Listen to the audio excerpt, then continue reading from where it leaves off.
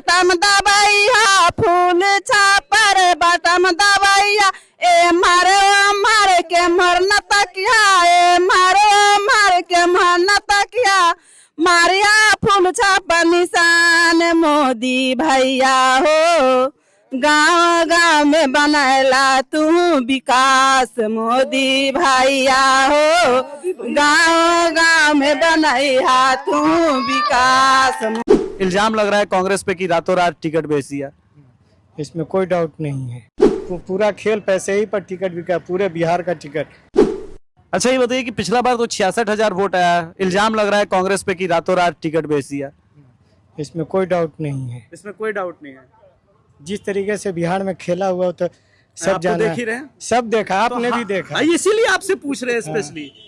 अब मेरा एक प्रश्न है कि आखिर रातों रात कांग्रेस में ऐसा क्या बदला कि मुसलमानों का साथ लिटरली अब कांग्रेस छोड़ रही है? ऋषि मिश्रा ने पैसा का खेल किया। अच्छा, इस वजह से ऐसा हुआ। इसी वजह से ऐसा हुआ। पूरा खेल पैसे ही पर टिकट बिका, पूरे बिहार का टिकट महागठबंधन का। पूरा महागठबंधन का पैसे पे खेल बिक रहा है।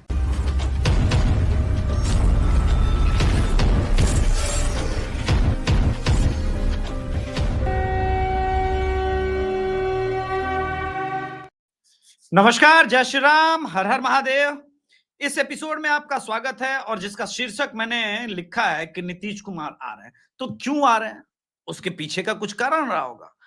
अभी जो मेरी मधुबनी और दरभंगा की यात्रा हुई और उससे पहले सीमांचल की यात्रा हुई, इस यात्रा ने मुझे जो अनुभव दिए, मैं चाहता हूं कि आपके साथ निष्पक्ष होकर के साझा करूं। चाहे आप आरजेडी समर्थक हो, कांग्रेस समर्थक हो या नीतीश या बीजेपी के समर्थक हो, इस वीडियो को आप जरूर देखिएगा। और हाँ, चूंकि सनातनी हूं इसलिए जय श्री राम का नारा लगाता हूं। इसको लेकर के अगर आपको दिक्कत है, परेशानी है, तो ये चैनल आपके लिए नहीं है। मैं इस मामले में सनातनी हूं और निष्पक्ष नहीं हूं। सनातन मेरा, सनातन के ऊपर अटल विश्वास है। ये बात मैं क्लियर पहले ही हजारों बार कर चुका हूं, तो यहां कोई निष्पक्षता की उम्मीद ना करे मुझसे। तो नीतीश कुमार का राइज वापस में वैसा क्यों देख रहा हूं जो 15 या 2020 में नहीं था। 2020 में इनफैक्ट मैंने कई जगह पर नीतीश कुमार जी के प्रति एंटी इनकम्बेंसी देखी थी। इस बार प्रो इनकम्बेंसी है, तो उसका सबसे बड़ा मेजर फैक्टर, मेजर कारण जो है वो क्या है? चलिए पहले तो हम ये देखें कि लालू प्रसाद परिवार के ऊपर, लालू जी के परिवार के ऊपर, तेजस्वी के ऊपर जो पहला अटैक आया है इस चुनाव का बिगुल फूंकते ही, वो नीतीश कुमार के ही से ही आया। नीतीश कुमार ने कहा हमारे परिवार से कोई राजनीति में नहीं है। उन्होंने अपने पत्नी को सीएम बना दिया है। लालू राबड़ी पर फिर से बरसे बरसे नीतीश कुमार और तेजस्वी यादव सहित सब पे जो है गोपालगंज से शुरू हुआ। आश्चर्य की बात है कि इनके पास आज भी कोई काउंटर नहीं है इस बात का। और नीतीश कुमार का लोग जो सबसे बड़ा ड्रॉबैक गिना रहे थे इस चुनाव से पहले कि नीतीश कुमार की हालत, मानसिक स्थिति खराब है। वो अभी मुजफ्फरपुर वाला एक वीडियो या फोटो वायरल हुआ जिसमें उन्होंने महिला कैंडिडेट को माला पहनाया। अरे भाई, पिता अपनी पुत्री समान नेत्री को माला पहनाता है, वो कोई कंडीशन का बात नहीं है।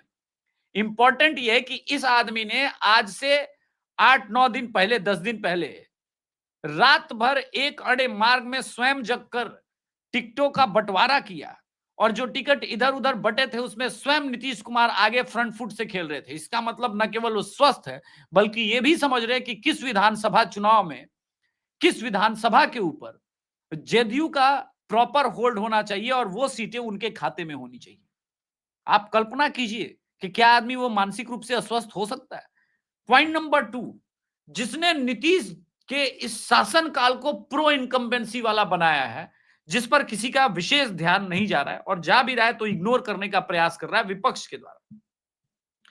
स्वरोजगार के लिए 25 लाख महिलाओं के बैंक अकाउंट में 10,000 रुपए जाना कितना बड़ा स्ट्रोक है, कितना बड़ा मास्टर स्ट्रोक है, लोग समझ ही नहीं रहे। नीतीश कुमार और नरेंद्र मोदी का ये जो कॉकटेल है वो नया एम फैक्टर को जन्म दे चुका है। ये एम फैक्टर मुस्लिम वोटर नहीं है। इस एम फैक्टर का मतलब महिला वोटर है, जिसके पास शौचालय है, प्रधानमंत्री आवास योजना है। तो नीतीश कुमार की जीविका दीदी है, नीतीश कुमार के 10,000 रुपए, बिजली 125 यूनिट गांव में फ्री होना मतलब लिटरली बिजली फ्री हो जाना है। इस बात को लोग समझ रहे हैं कितना बड़ा इंपैक्ट क्रिएट कर रहा है। संभवतः अभी भी लोग इस हवा में हैं कि वो नहीं इंपैक्ट क्रिएट कर रहा है, लेकिन मैं जो चीजें आपको दिखाना चाहता हूं, आनन फानन में कम से कम महागठबंधन इस चीज को रियलाइज कर रहा है कि नहीं भाई, चुनाव में हम डिले हैं। अब इस महागठबंधन में कांग्रेस यूनिट का, जो बिहार कांग्रेस यूनिट का है, एक भी नेता नहीं। लेकिन आपको कृष्णा अल्लावरू दिखेंगे, गहलोत साहब दिख रहे हैं राजस्थान वाले, संजय यादव दिखेंगे, बिस्कुमान भवन वाले सुशील सिंह भी दिखेंगे। लेकिन यह मीटिंग सिर्फ इसलिए है कि भाई चीजों को सॉर्ट आउट किया जाए, प्रॉब्लम्स को सॉल्व किया जाए। तो क्या ये प्रॉब्लम सॉल्व करने के परिस्थिति में है? पहला प्रश्न तो यहां से यही उठता है कि क्या ये प्रॉब्लम सॉल्व कर पाएंगे। आज जब संभवतः ये वीडियो रिलीज हो रहा होगा, तब तक प्रधानमंत्री जी की सभाएं बेगूसराय और समस्तीपुर में शुरू हो जाएंगी। कर्पूरी ठाकुर जी के, देखिए मोदी जी का सिंबोलिज्म जो समझ पाएगा राजनीति में, वही उनको हरा पाएगा, क्योंकि उसके हिसाब से आप काउंटर तैयार करेंगे। नरेंद्र मोदी जी बिहार के जननायक कर्पूरी ठाकुर जी के गांव से चुनाव प्रचार का शंखनाद कर रहे हैं। समस्तीपुर और बेगूसराय में सभाएं करेंगे, और इन सभाओं में मैं बता रहा हूं क्या बोला जाएगा। इन सभाओं में हिंदी विवाद से लेकर के सनातन धर्म के ऊपर की गई टिप्पणियों के बारे में बोला जाएगा। कांग्रेस का सबसे बड़ा ड्रॉबैक ही यही है कि बिहार की जनता, स्पेशली ये जो हिंदू समाज है, वो मान चुका है कि तुम हिंदू द्रोही हो। ये सबसे बड़ा प्रॉब्लम है। और सिर्फ ऐसा नहीं है कि कोई घटना कर्नाटका में या तेलंगाना में हो रहा है और उसका प्रभाव बिहार चुनाव पर नहीं पड़ेगा, इस भ्रम में लोग न रहें। यहां ऑपरेशन सिंदूर से लेकर के SIR से लेकर के अवैध बांग्लादेशी मुसलमानों को बसाने वालों के विरुद्ध क्रोध से लेकर के सभी मुद्दे हैं। हर चीज मुद्दा है अपने अपने हिसाब से। इस बात को लोग पहले गांठ बांध ले, जो भी मेरे इस विश्लेषण को सुन रहे हैं। और अवैध बांग्लादेशी तो मधुबनी और दरभंगा में कूट कूट के भरा है। अभी मैं जाले विधानसभा में जा रहा था। अब जाले विधानसभा में डॉक्टर मशकूर उस्मानी, जिनको पिछली बार 66,000 वोट मिले थे, कितने? 66,000 वोट मिले थे, वो निर्दलीय खड़े हुए हैं ऋषि मिश्रा के अगेंस्ट। अब ये कई लोग कहेंगे भाई इससे क्या हो जाएगा। देखिए, किसी चीज से क्या होगा क्या नहीं होगा, इसको समझने के लिए आपको पहले अपना विवेक थोड़ा सा ओपन करना पड़ेगा और ये समझना पड़ेगा कि इस देश में चल क्या रहा है। ठीक है, और एक आध उदाहरण के थ्रू हम समझते हैं कि ऋषि मिश्रा को आपने टिकट दे दिया, डॉक्टर मशकूर उस्मानी को टिकट नहीं मिला। वहां का मुस्लिम समाज ये मान रहा है कि ठीक है, हमें राजद ने, मोदी ने त्यागा है, मोदी तो हमारी बात नहीं करता, ठीक है। लेकिन कांग्रेस और राजद ऐसा क्यों कर रही है मुसलमानों के साथ? अभी कांग प्लस RSS, आप देखिए कैपिटल में RSS प्रियंका देशमुख ने लिखा है अगर हमारा संयम टूटा तो सुदर्शन चक्र चलेगा, फॉल इन लाइन। अब इस ट्वीट का मतलब क्या है? अब अगर कांग्रेस को आप RSS बताना चाह रही है फ्रेंडली फाइट के नाम पर, तो ये नहीं चलेगा। मैडम जिस अज्ञानता का शिकार है, उन्हें पता नहीं है कि प्रियंक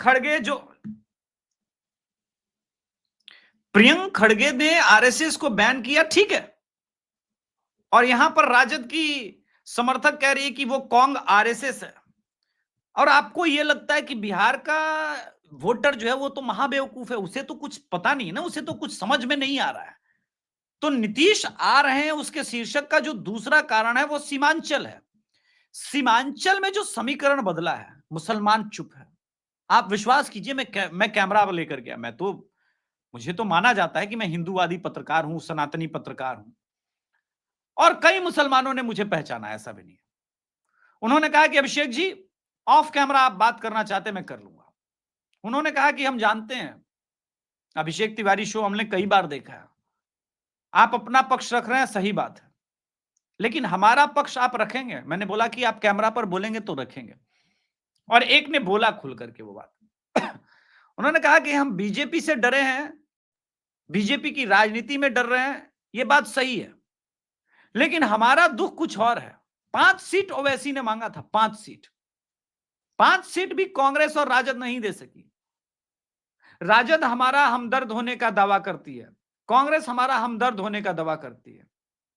अगर बीजेपी की राजनीति देखे तो वो तो बांग्लादेशी मुसलमानों के अगेंस्ट साफ दिख रहा है, इसमें कोई संदेह नहीं है। और बीजेपी की राजनीति प्रो हिंदू भी दिखती है। हमारा कोई बीजेपी से शिकवा शिकायत नहीं है, क्योंकि बीजेपी की राजनीति का वो हिस्सा है। लेकिन बीजेपी सत्ता में आने के बाद उसने किसी भी जो भी प्रोग्राम लॉन्च किए, जो भी योजनाएं लॉन्च की, उसमें मुसलमानों के साथ भेदभाव नहीं किया। हमारा टिकट का दावेदारी राजद पर क्यों नहीं होना चाहिए? और सही बात है, आप 37% यादवों को टिकट दे रहे हैं, मगर मुसलमानों को रिप्रेजेंटेशन आप 10% भी नहीं दे रहे हैं। यह आश्चर्यजनक बात है। कांग्रेस एंटी हिंदू बातें करती है, लेकिन क्या कांग्रेस ने ही मुसलमानों को उचित रिप्रेजेंटेशन दिया है? नहीं दिया है। यानी बिहार के चुनाव में एक जो एम फैक्टर मुस्लिम फैक्टर जिसको मानते हैं, उसकी राजनीति का डाउनफॉल शुरू हो रहा है भाई। अब मुसलमान यह भी कह रहा है कि भाई हमारे बिना कोई सरकार नहीं बन सकती, और बिहार से ही कह रहा। मैं चाहता हूं कि आप लोग इस वीडियो को बहुत ध्यान से देखें और समझे कि ये अगर राजनीति का हिस्सा है तो ये राजनीति का हिस्सा क्यों बन रहा है। और ये कोई मामूली आदमी नहीं, जिला अध्यक्ष हाफिज मुकर्रम ये बगावत कर रहा है, वो कह रहे हैं। आप लोग पहले इस वीडियो को देखिए, सुनिए। और बिहार की राजनीति में अब मुसलमान अपना प्रतिनिधित्व ढूंढ रहा है, क्योंकि वो विवश किया गया है, और ये विवशता कांग्रेस और राजद के द्वारा मिली है। इसको सुनते। 90,000 के करीब। हमारी वोट के बिना कोई विधायक नहीं बन सकता। बड़ौद विधानसभा पे चले जाओ, हमारी वोट के बिना कोई विधायक नहीं बन सकता। छपरौली सीट पे चले जाओ, हमें दूसरे की वोट की भी जरूरत नहीं है। लेकिन होता क्या है, किसान आंदोलन हुआ, तुम्हें डिप्टी सीएम बना दूंगा। कहा किसी मुसलमान को तो नहीं कहा कि डिप्टी सीएम बना दो। वैसे साहब ने कहा था कि भाई चलो हम चुनाव भी नहीं लड़ेंगे, तुम किसी एक मुसलमान को डिप्टी सीएम बना दो, तुम आजम खां को डिप्टी सीएम बना दो। लेकिन हाँ नहीं करी। और जिसके साथ जो हमारी वोटों से 9 विधायक लेके गए, उन 9 विधायकों ने भी हमारे खिलाफ वोट करा। अब आप में से बहुत सारे लोग कहेंगे कि भाई बागपत तो उत्तर प्रदेश में है, इसका बिहार चुनाव से क्या रिश्ता है? बहुत गहरा है। बागपत में चूंकि 36-39 सांसद आ गए हैं, तो यहां बेचारा सप्रेस्ड है। बेचारा तो नहीं कह सकते, सप्रेस्ड भी दूसरे टर्म में, राजनीतिक टर्म में मैं कह रहा हूं। यहां का मुसलमान जो है ना, वो पहली बार देख रहा है कि हमारा जो मुस्लिम कोर वोट पर तो हम लोग जीतते थे, जहां पर हम निर्णय लेते हैं, लेकिन बाकी जगहों से हमारा रिप्रेजेंटेशन समाप्त हो रहा है। तो क्या हम सीमांचल के कुछ एरिया में ही सिमट जाएंगे? और यह बात मैं दावे के साथ क्यों कह रहा हूं, सुनिएगा। बिहार में एक चैनपुर सीट है, जहां से जेडीयू के जमा खान लड़ रहे हैं। पहले ये बीएसपी से जीते थे। सुनिएगा इस विश्लेषण को। वहां मेरी कुर्मी समाज और बाकी लोगों से बात हुई। नीतीश कुमार के प्रबल समर्थक लोग हैं, कह रहे हैं जमा खान के जगह कोई और खड़ा होता तो चुनाव जीत जाते। जमा खान का चुनाव हारना जरूरी है। आप इस ट्रेजेक्टरी को समझिए, किधर लोग जा रहे हैं। आप जाइए चैनपुर, हो सकता है मेरा विश्लेषण आपको विश्वास ना दिलाए। आप जाइए चैनपुर और आप देखिए, पता कीजिए कि जमा खान क्यों मुसीबत में है। जमा खान को जीतना चाहिए। वहां पे बिंद समाज का वोटर बहुत ज्यादा है, और जेडीयू ने बिंद समाज के लिए बहुत कुछ किया है। फिर ऐसी स्थिति क्यों बन रही है? फिर ऐसी स्थिति बनने का कारण क्या? तो भाई साहब, ये जो सारा कैलकुलेशन है, वो इसी चीज के कारण न केवल बिगड़ रहा है, बल्कि नीतीश की संभावनाएं इसी कारण वापस आ रही है क्योंकि नीतीश की पार्टी का राष्ट्रवादीकरण ऐसा लग रहा है कि लौकुश समीकरण ने मान के करना शुरू कर दिया है। लौकुश समीकरण यादव की ट्रेजेक्टरी पर नहीं चल रहा है, जो लालू प्रसाद यादव के कोर वोटर। एक मिनट में यादव वोटर पे भी अभी कंप्लीट आऊंगा। मैं कोर राजद वोटर पे आ रहा हूं, जिसने भुला दिया है कि वो किस समाज से, सनातन समाज से। राष्ट्रवादी यादव, ये यादव समाज में विभाजन की जो लाइन है, स्पेशली आप दरभंगा, मधुबनी साइड, अररिया साइड चले जाइए, आपको राष्ट्रवादी यादव बहुतायत मिल जाएंगे। वो भाई इतना सनातनी हो चुका है, इतना प्रो सनातनी हो चुका है कि वो तेजस्वी यादव का नाम नहीं सुनना चाहता। और उसके लिए नीतीश कुमार नेता हैं, उसके लिए नीतीश कुमार नेता बन चुके हैं। ये बात आप समझ लीजिए। अब जो मैंने कहा कि यूपी में हुआ, बागपत में, वो यहां दबी जुबान में हो रहा है, कैमरे पर लोग बात नहीं कर रहे। ये किशनगंज, पूर्णिया, कटिहार में मेरा अनुभव रहा। अब आते हैं जो मैंने कहा मधुबनी और दरभंगा, क्योंकि ये एरिया में सबसे अधिक वोट चोरी यात्रा इन लोगों ने की थी। एकता तो खंडित हो चुकी है, एकता तो है ही नहीं, वो तो भूल जाइए। वोट चोरी तो नीतीश कुमार कर चुके हैं, क्योंकि वोट दिल से दिया जाता है, मन से दिया जाता है। और बिहार की महिलाओं ने मोदी और नीतीश को अपना नेतृत्व सौंप दिया है। ऐसे में तेजस्वी यादव घबराए भी थे, डरे भी थे, और उन्होंने जो जीविका दीदी के लिए बातें की है वो थोड़ा इम्प्रैक्टिकल सा था। ये बात समझ। अब आप सोच रहे होंगे कि तेजस्वी यादव ने इतना बड़ा प्रलोभन दिया तो जीविका दीदी उनकी तरफ जानी चाहिए। पर जीविका दीदी की शुरुआत किसने की? जीविका दीदी को टीम बनाने वाले, जीविका दीदी को जीविका दीदी बनाने वाले तो नीतीश कुमार है। तो क्या 30,000 का प्रलोभन शिफ्ट करा पाएगा? इसमें एक फैक्टर है, डिलीवरी फैक्टर और फियर फैक्टर। जंगल राज नहीं चाहिए। जीविका दीदियों को सिर्फ नीतीश कुमार पर भरोसा, विश्वास, और ठुकराया तेजस्वी यादव वाला ऑफर। ये ग्राउंड पर सेंटिमेंट, ये जो आर्टिकल आया है ना भाई, ये जो नवभारत टाइम्स का आर्टिकल आया है, मैं 100% इस आर्टिकल को सही मानता हूं। ये ऋषि नारायण सिंह जी ने जो ये आर्टिकल लिखा है, उसके लिए तो इनको साधुवाद देना चाहिए भाई। क्योंकि क्या होता है ना कि जनता के मन में फिर कंफ्यूजन और भ्रम की स्थिति पैदा होती है। मुझ जैसा आदमी लगातार बोलता है, बातें कर रहा होता है, लेकिन फिर भी अपने हिसाब से अपनी राजनीति को देखने वाले लोग सत्य को नहीं देख पाते। जीविका दीदी और जितनी इस पूरे इसमें ग्रुप में लोग जुड़े हैं, अब तो ये संख्या 1,36,000 के ऊपर की है। आप लोग सोच नहीं सकते उनका नीतीश कुमार के प्रति क्या विश्वास है गुरु। बहुत अटल विश्वास है। और मैं अभी एक गांव में गया था, वहां पर जीविका दीदी के माध्यम से बच्चियों को फ्री कंप्यूटर क्लासेस में एडमिशन मिला है। और वहां पर बच्चियां, एकदम गांव की मैं बात कर रहा हूं, वो वीडियो भी मैं दिखाऊंगा आने वाले समय में, कैमरा में आ गया है, 3-4 दिन में आपके पास वो वीडियो भी आएगा। कंप्यूटर क्लासेस चल रहे हैं, लड़का और लड़की दोनों सीख रहे हैं। एयर होस्टेस बनने की ट्रेनिंग दी जा रही है। आप लोग क्या सोच रहे हैं? जो मैं कह रहा हूं बहुत ध्यान से सुनिए। एयर होस्टेस, होटल मैनेजमेंट, इन सब के लिए फंड इकट्ठा किया जा रहा है। बच्चे बच्चियों को पढ़ाने के लिए वो उपाय निकाले जा रहे हैं।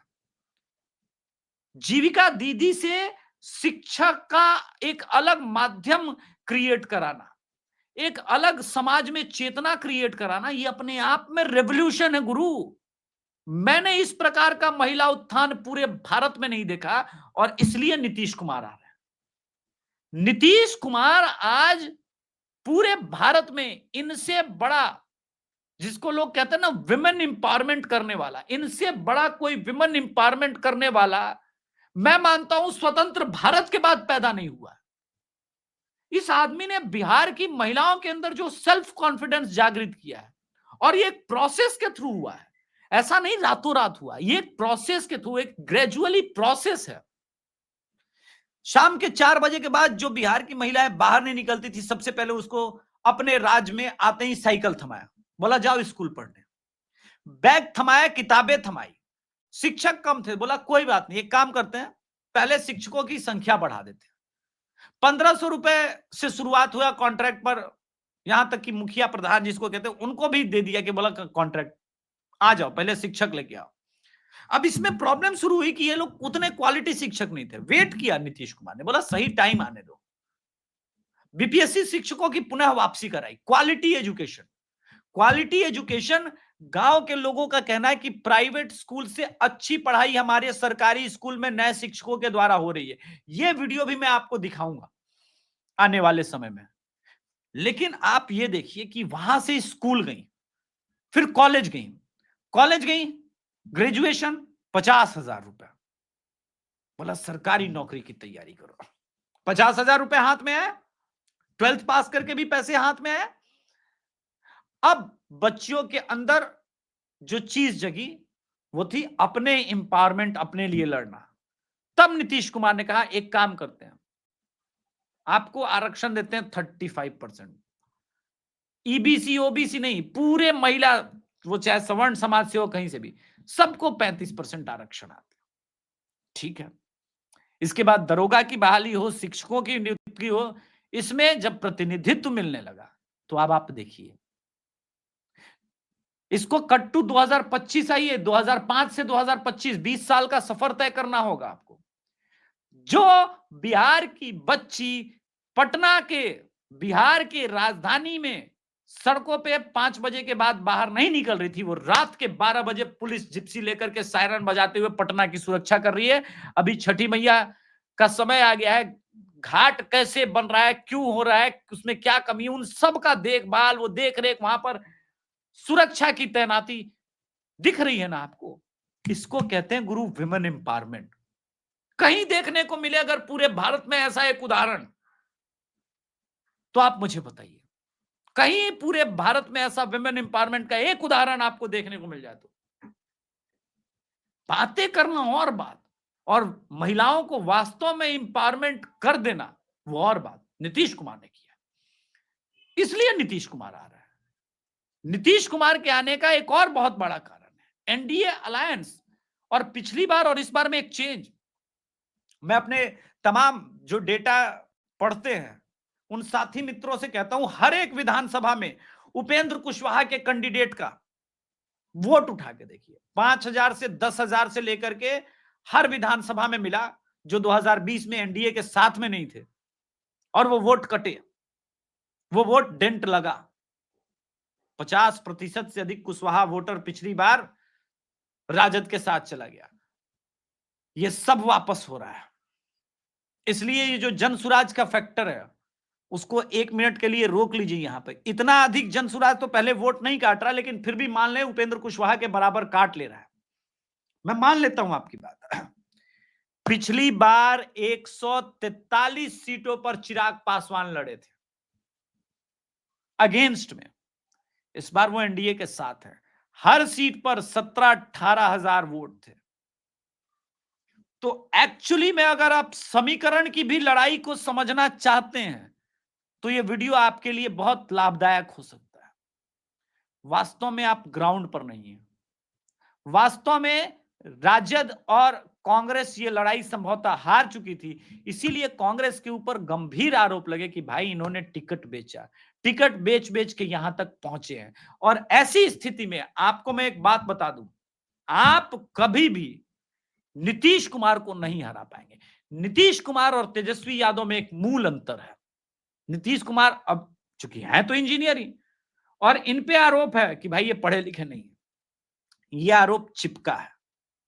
नीतीश कुमार के ऊपर दागी होने का आरोप नहीं चिपकता, करप्ट होने का आरोप आप लगा लीजिए, सारे एलिगेशन, ठीक है, आप सृजन से लेके कुछ भी बात कीजिए, पर यह व्यक्तिगत रूप से नीतीश कुमार के ऊपर आरोप नहीं चिपकता है।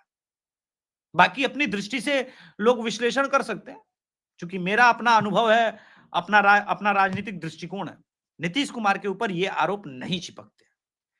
लालू प्रसाद यादव के खानदान पर, पूरे खानदान पर यह आरोप चिपकता है, चाहे वो तेजस्वी यादव हो, चाहे वो लालू प्रसाद यादव हो, राबड़ी देवी हो, मीसा भारती हो, कि भाई करप्शन है, परिवारवादी पार्टी है। और ये आरोप गंभीर आरोप बनते जा रहे हैं। और बिहार के चुनाव में ओसामा फैक्टर भी आपको दिखेगा। तेजस्वी यादव नई राजनीति की बात कर रहे थे तो करके दिखाते, करने का तो दम नहीं था। जिस अशोक महतो ने कहा कि भूरा बाल साफ करेंगे, उस अशोक महतो को आपने टिकट दिया, उसकी पत्नी को दिया, ये बात और है, ठीक है। रीतलाल यादव को दानापुर से आपने टिकट दिया, गंभीर आपराधिक मुकदमे। और शहाबुद्दीन के बेटे ओसामा जी को भी आपने टिकट दे दिया। ये लोग बड़े समाज सेवी हैं जिनका नाम मैंने लिया। नीतीश कुमार ने अनंत सिंह को बाहुबली टिकट दिया, लेकिन फिर वही बात, वो आरोप चिपकता नहीं है, क्योंकि नीतीश कुमार के राज में ही अनंत सिंह जेल भी गया। नीतीश कुमार के ऊपर एडमिनिस्ट्रेटर होने का जो एक बढ़िया एडमिनिस्ट्रेटर होने का जो एक मान लिया है लोगों ने, वो चिपकता नहीं है। इसलिए ये जो मूल अंतर है, इस अंतर को जब तक राजद के लोग नहीं समझेंगे, कांग्रेस के लोग नहीं समझेंगे, वो नीतीश कुमार के इस एक्सप्रेस को, नीतीश एक्सप्रेस को बिहार में चलने से रोक नहीं पाएंगे। उम्मीद है कि आपको यह विश्लेषण अच्छा लगा होगा। अच्छा लगा होगा तो चैनल को सब्सक्राइब कीजिए, क्योंकि चैनल सब्सक्राइब करेंगे तभी तो हमारी टीम और अच्छा कर पाएगी, आपकी उम्मीदों पर खरा उतर पाएगी। बेल आइकन ऑन कर लीजिए, नोटिफिकेशन ऑन कीजिए, ताकि आपको सबसे पहले बिहार के हर वीडियोस मिले, ग्राउंड रिपोर्ट भी मिले। और ग्राउंड रिपोर्ट अनकट दिखाऊंगा इस बार, जो राजद की बात करेगा, कांग्रेस की बात करेगा, सबकी बात दिखाऊंगा। चैनल को सब्सक्राइब कीजिए। धन्यवाद। जय श्री राम। हर हर महादेव।